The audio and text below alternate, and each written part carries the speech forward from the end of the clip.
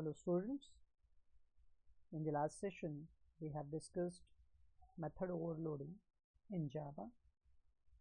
In today's session we will discuss static members in Java. Static members are created by using a keyword static. So in this session we will study in detail about static members. So let's start. Static keyword can be used with variable, method, block of statement, or even with a class. So static members can be variable, it can be a method, it can be some block of statement, or it can even be a class. In today's session we will only discuss static keyword with variable, method and block.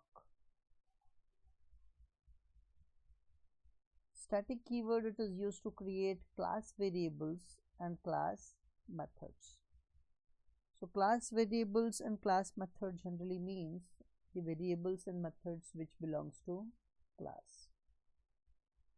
The variables which we have declared up till now in the classes are said to be instance variable and instance methods. So the difference between class variable and instance variable is that class variable belongs to a class, or you can say all the set of objects which we create from that class. In case of instance variable belongs to the object or instance of the class. So instance variables are created separately for every object of a class, whereas class variables, a single copy of a class variable, it is shared by all the objects which we create from that particular class. Static variables are used when we want to have a variable common to all instances of a class. As I've said, when you want one variable to be used by all the objects of a class, you can create a static variable. Static variables and methods can be called without using the object. Static variables and methods can be called without even creating an object of a class. Whereas in case of instance variables, instance variable can only be accessed with a object of a class. Till now we have seen some examples where we have accessed the variables and methods from one class by creating its object. But in case of static variables and methods, there is no need to create an object of a class. Static block. Now in case of a static block, it is used for initializing the static variables. To store some values in the static variable, we can use one block. We can declare a block of statement in the class, and that block of statement is called a static block, which can be used to initialize the static variables. Static block gets executed when the class is loaded in the memory. So this is important. Static block, it is executed only once when the class is loaded in the memory. Let us look at some examples on how we can declare static variable, method and block. So the first is static int count. Static int count. So this is how a static variable is declared, and this is somewhat similar to a regular variable which we declared inside the class. Only one thing here to remember is the keyword static. To declare a static variable, you have to use a static keyword. So static type of the variable is integer, name of the variable is count. In the same way, a method can be declared as static. You can see here static int, this is the return type of a method. Method name is max and the method is taking 2 arguments. This method is declared as static. So this is how a static method can be declared in the class. In case of static block of statements are generally enclosed in flower bracket open and flower bracket close. So inside flower bracket open and flower bracket close, you can have any number of statements. And if you want to make that block as static, you can declare a static keyword before the block. So static, inside the flower bracket, we can have any number of declaration. So this is static block. So this is how we can declare a static variable, static method and static block in the class. So let's see the same thing with an example. Okay, let us write a program to demonstrate static variables. So let us create a class say, I'll say class name static demo. Okay, in this class let me declare a variable, say int of count. I'll assign a value to it 0, and let us have one more function inside this. Function is public void increment.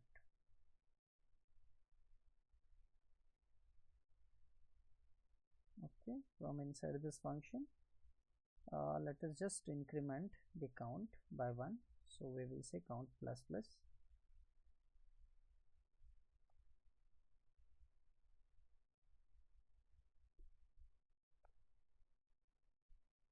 So this is our first class.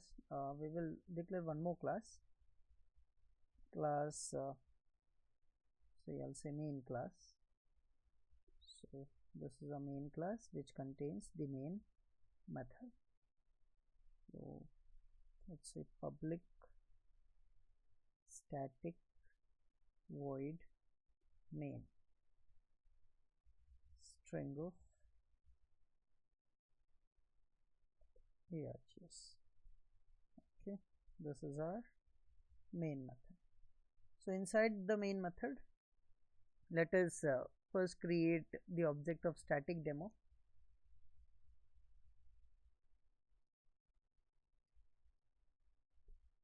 Static demo. So static demo is our first class. So we are creating an object of that particular class. So static demo s1 is equals to new static demo.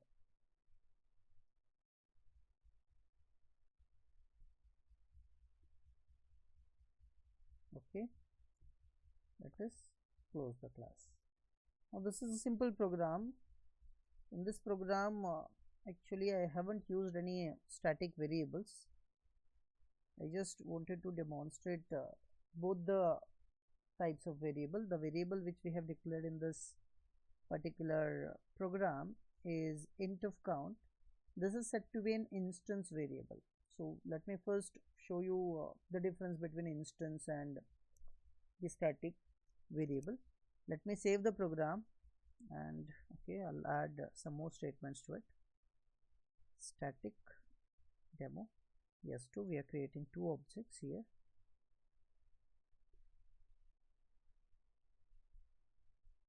And let me even call those method increment method s1 dot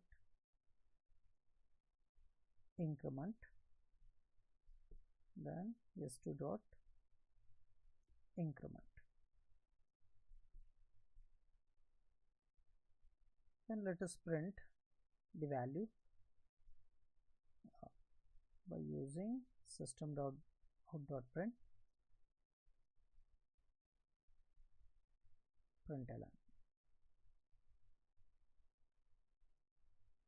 Okay, we'll say s1 dot count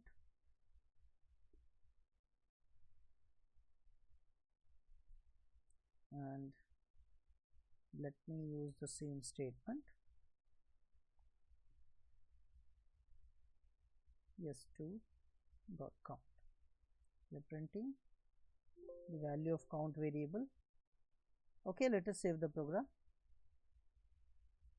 Again, we have to save the program with a class name that contains a main method. So the class which contains the main method, here it is, main class. So I'll save it with main class dot java. Okay, I'm saving it in F drive. Okay, the program is saved. Let me compile it by opening CMD. I'll open CMD and we will go to the drive where we have saved our program. It is in F. So I'll go to F, then compile it with command javac. File name is main class dot java.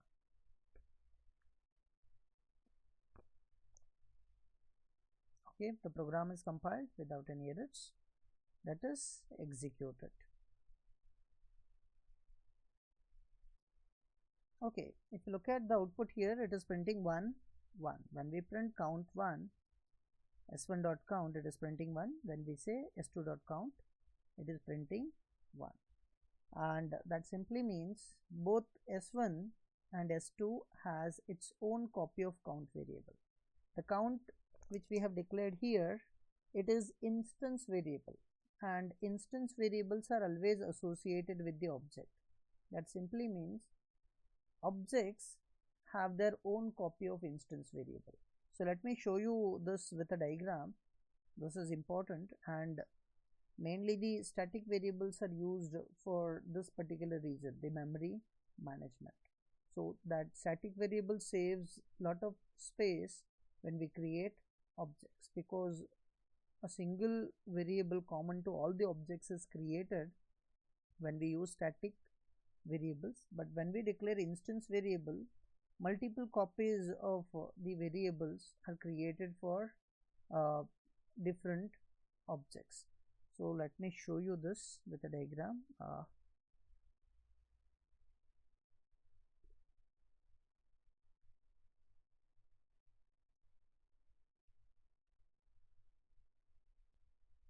Okay, look at this diagram. So we have a class static demo, we have a main class, and from the main class we are creating an object of static demo, the first object s1 and then s2.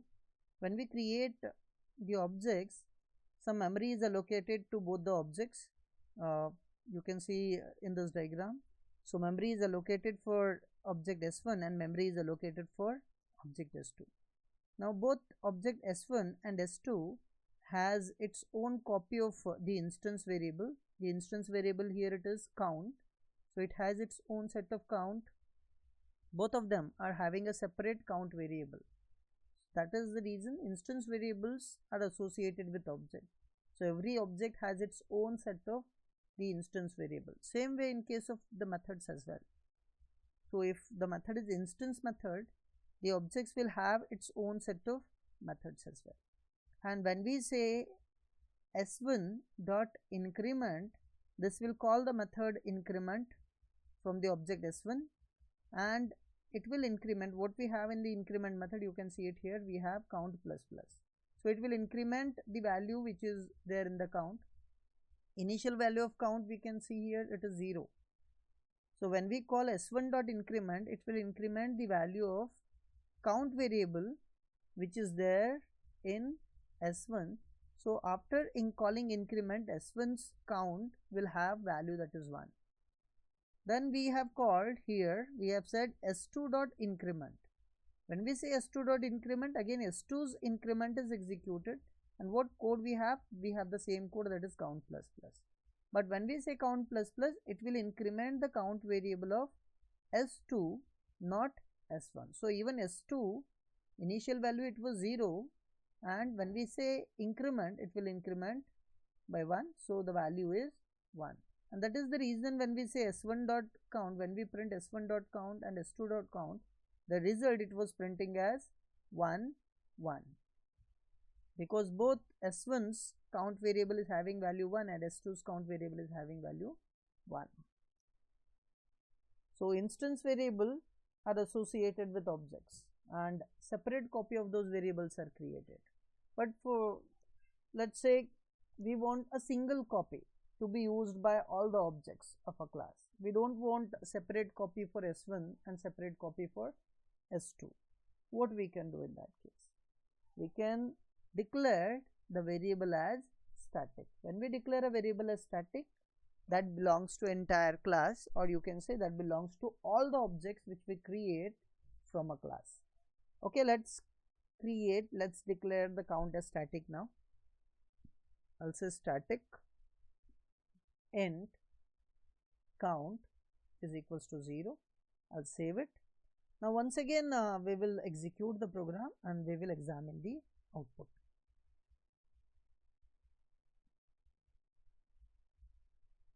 Okay, I'll compile it. Let's execute it. Now you can see the output, it is displaying as 2, 2.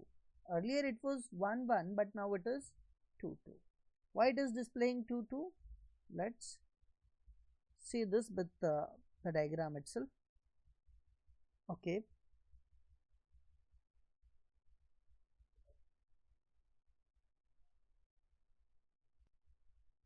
Okay, look at this diagram now.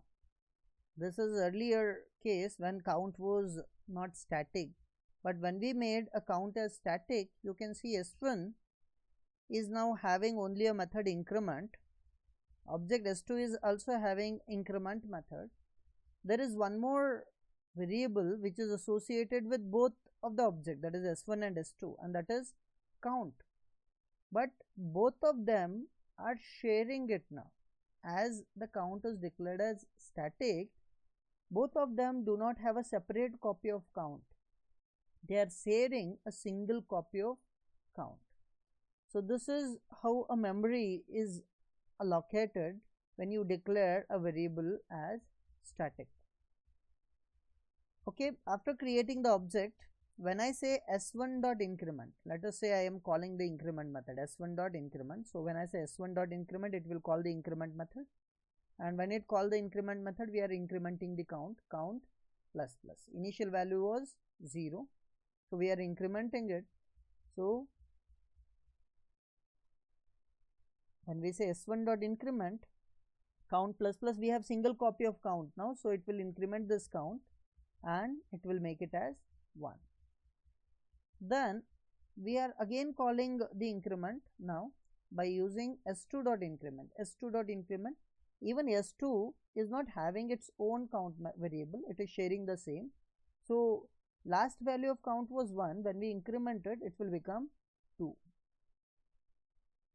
Okay, then we are printing s1.count. Again, s1 is having the same count variable, so it will print 2 because it is incremented. And when I say s2.count, even that will print 2, and that is the reason we are getting the output 2, 2. So this is how we can create a variable which is common to all the objects in a class. So static is a keyword by using which we can create a class variable or a variable common to all the objects. Okay, let me create one more object in this particular program. Let me say static demo.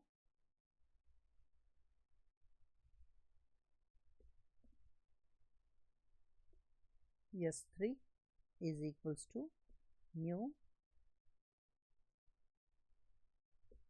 static demo. And if I again say S3 dot increment, and if I print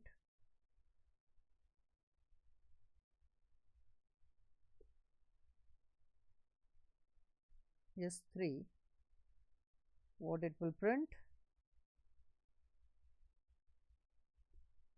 Compile it. Okay, there is an error, semicolon is missing. I'll put a semicolon, compile it again.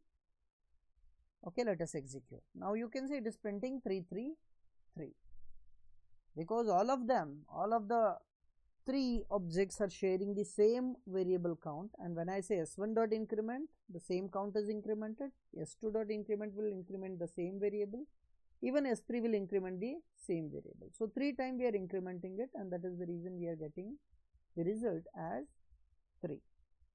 So this is how a static variable can be declared in the class.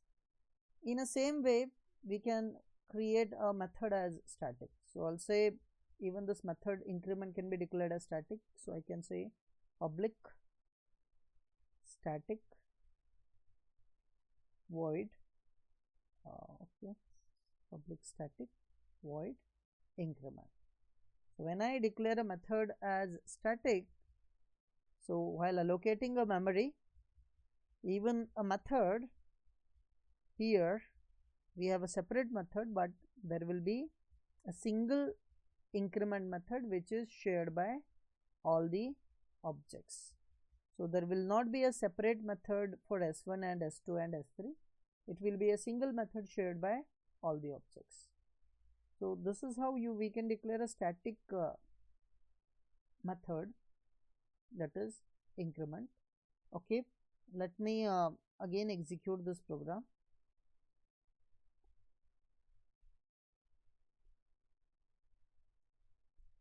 You can see the output still remains same, only the difference is in memory management. Earlier in memory management, separate method was created for every object. Now as it is declared as static, a single method is created and that is shared by all the objects. One more thing about static methods and variables, let me tell you. Static, here we have called increment by using an object name s1, but in case of static variables and method, we can call static variables and method without even using the object name. We can call them by using the class name itself. So I can say static demo dot increment. So to call static variables,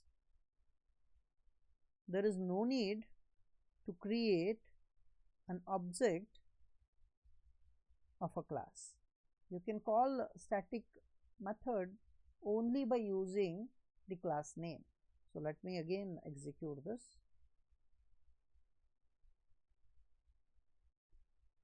You can see we are getting the same output. So even while displaying, I can simply say static demo dot count, and I can display the count there. No need to use the object when you have static numbers. But when you have instance variables and methods, you have to create an object to access those members. Okay, this is about static variable, static method. One more thing, that is about static block. We can create a static block which is executed when the class is loaded, I said. So static block can be created like this. I can simply declare static keyword. Then I can have flower bracket open and flower bracket close. So this is a static block. Inside this block I can have any number of statements. Static block, generally it is used to initialize the variable, to assign some variable to static, to assign some value to static variable. So let's say this count, it is initially it is not initialized, so I'll declare a static block to initialize it. I'll say count is equals to 0. So I'm initializing this count, I'm assigning some value to it inside the static block, and this block is executed when the class is first loaded in the memory. So let's again verify the output.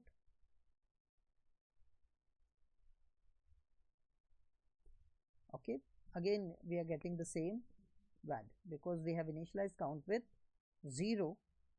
So when the class is loaded, it will have the value 0, and again we are incrementing it by calling increment method. So if I initialize it with 1, then what value we will get?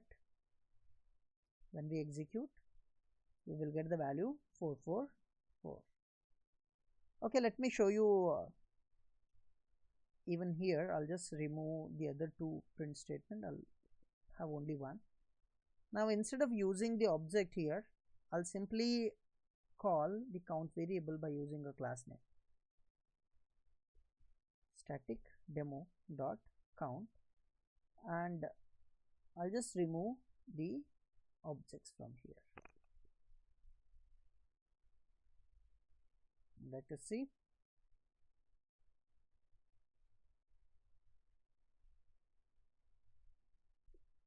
Still we are getting 4.